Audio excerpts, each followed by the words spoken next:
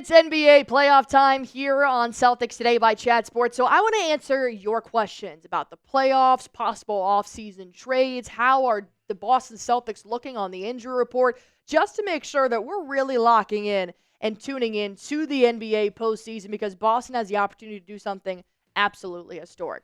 Before we hop into that, if you guys want the Boston Celtics to win back-to-back NBA championships, as New York Knicks fan, Brett Alper is just shaking his head in the back. Go on ahead and like this video for me. If you guys haven't already, Banner 19 is so close, I can almost feel it. We're going to start off here with a familiar face. Smitty is coming in with a question. Can the Boston Celtics sweep the Orlando Magic? I will take this in two parts because he asks, if so, how? Number one, yes. I do think this is the best opportunity for Boston to get 4 games and move on and get more rest under their belt. I think they do need that rest because KP with his illness, Jrue Holiday with his finger, Jaylen Brown with his knee. You want to beat the Orlando Magic as quickly as possible because whoever you face in round 2, whether it's the Knicks or the Pistons, that is going to be a much tougher opponent in my opinion. How you sweep the Magic, though, I did put out a video yesterday breaking down how I think the Magic are going to be able to lose to the Celtics pretty much. But overall, you just have to lock down Paolo Banchero and Franz Wagner. You need to stay out of foul trouble. You need to not turn the ball over. And you need to make sure that you're efficient around the rim. Sometimes your 3-ball may not fall because the Orlando Magic are extremely good at 3-point defense. So if the 3-ball's not there, quickly transition, start driving inside, and do muscle to muscle around the rim. So I do think Boston can sweep the Orlando Magic. If I gave a little bit of cushion, I'll give the Orlando Magic 1 game. Maybe. And that's if somebody goes crazy like Cole Anthony or something. Speaking of the Knicks fan over here, Brett Alper sitting in a question. You're so thoughtful, Alper. Who would you rather play in the second round? Your New York Knicks or the Detroit Pistons? I personally would like to play the New York Knicks in round 2. I think that a rivalry always puts a little bit more fire under a player's ass, honestly, for both teams. And I do just think that from an entertainment standpoint, I think that would be an electric series. And I could see it going to maybe 5 or 6 games, depending on whether or not the Boston Celtics would be able to lock up players like Jalen Brunson or Cat. We haven't played Cat in a series yet before, so I think this would be very interesting to watch. And the reason why I don't want to play the Pistons is because I think we have a better chance at beating the Knicks than we do the Detroit Pistons, which sounds insane. I know, it's an extremely hot take, but when you really watch Cade Cunningham lead the Pistons, they are very scrappy. It does not matter how big of a lead their opponent has. They keep fighting, and I've actually seen it. We've seen it. When they beat us back in December, they can chip away at that lead very quickly and turn the table. So that's why I think the Pistons are a tougher matchup for Boston just in terms of mismatching. I think with the New York Knicks, we have a better opportunity of matching up our players. It's a hot take, I know, but it is what it is. Fortune 5, if the Celtics had to trade for one person this offseason for Jrue Holiday, who would you trade for? Oh, God, we're already getting into trades here. I don't have one person they would need a trade for. Obviously, you're going to try and get another superstar, but it just depends on second apron. It depends on salary. It depends on what you can get for a guy like Jrue Holiday as well. And if you're going to trade away Holiday, you primarily would like to fill that hole in your backcourt rather than just trading a guy like Jrue Holiday for somebody like Kevin Durant or Walker Kessler. You know, that's just adding more bigs down low.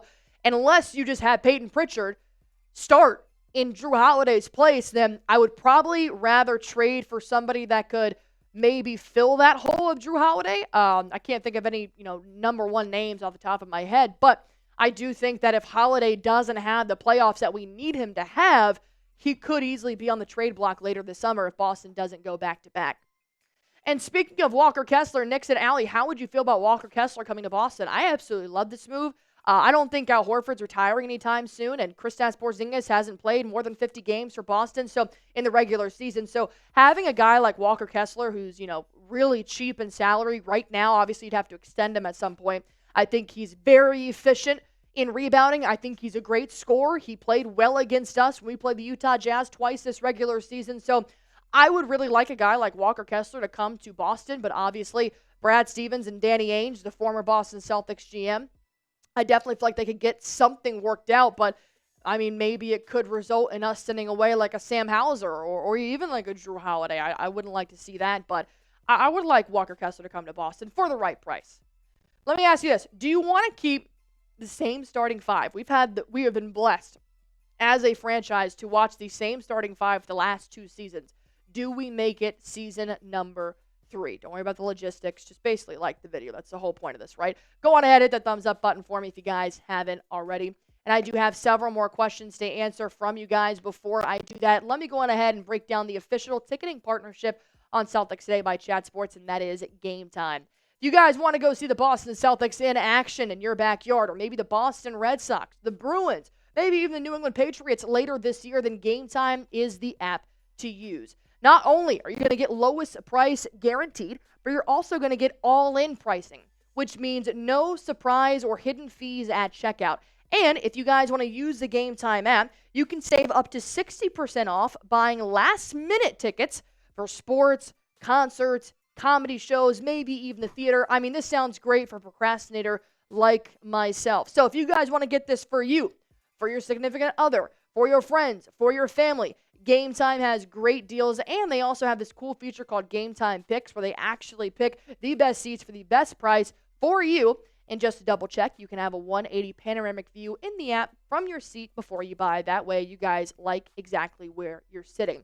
Go on ahead and download the Game Time app today. Use promo code CHATSPORTS. That'll give you guys $20 off your first time buying tickets while terms apply. Again, download the Game Time app. Use promo code CHATSPORTS, $20 off your first time buying tickets. Terms apply. Download the Game Time app today. What time is it? It is game time. Who's this pretty lady? Foot has a question here. Celtics, are you worried about Jaylen Brown? Believe it or not, I am not worried about Jaylen Brown. I am trusting the Boston Celtics. I am trusting Missoula and Holiday, Horford, KP, Tatum, everybody who is saying that Brown is practicing at full strength, no limitations, and he's been playing on this knee injury. It's a bone bruise. It's a nagging, tedious type of injury. He's also already received injections into his knee that is going to help kind of subside that pain. So I also do feel like, obviously I don't have any experience in this, but I feel like once you get on the court, that pain starts to kind of fade away, right? Once you get the crowd roaring and you realize you're playing in the playoffs again, this is the fun point in the NBA season. So I feel like the adrenaline starts pumping, the pain lessens. So I'm not worried about Jaylen Brown at all.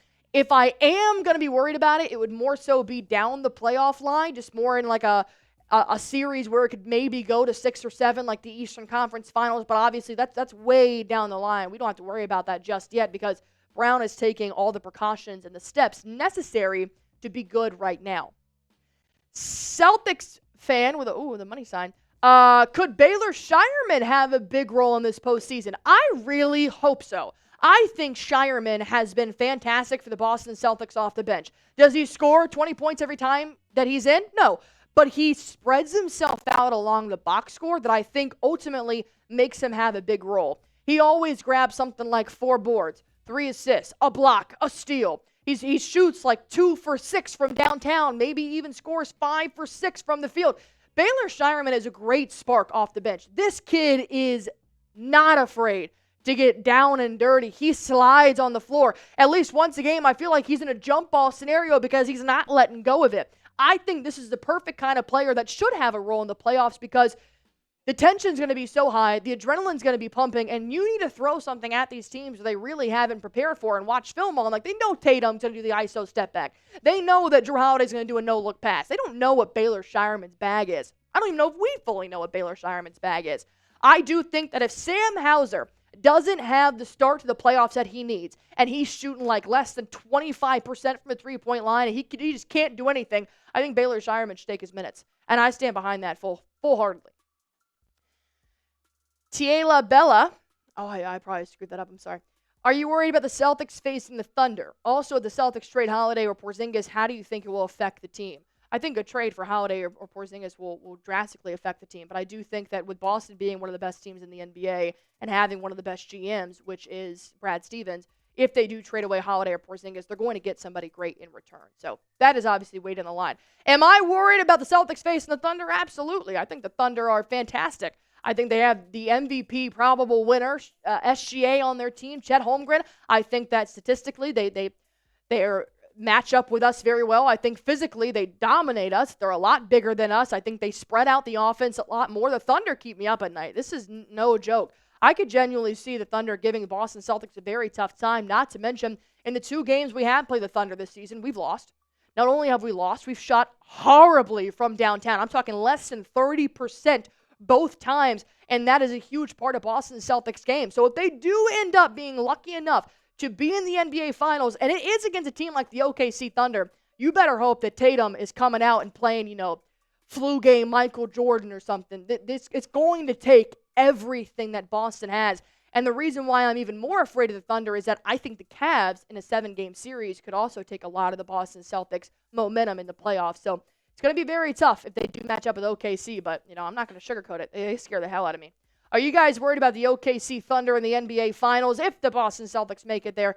Go on ahead and type Y for yes, type N for no. Let me know in the comment section down below. And as always, we will be live for every single Boston Celtics playoff game. Come join us. Hit that sub button.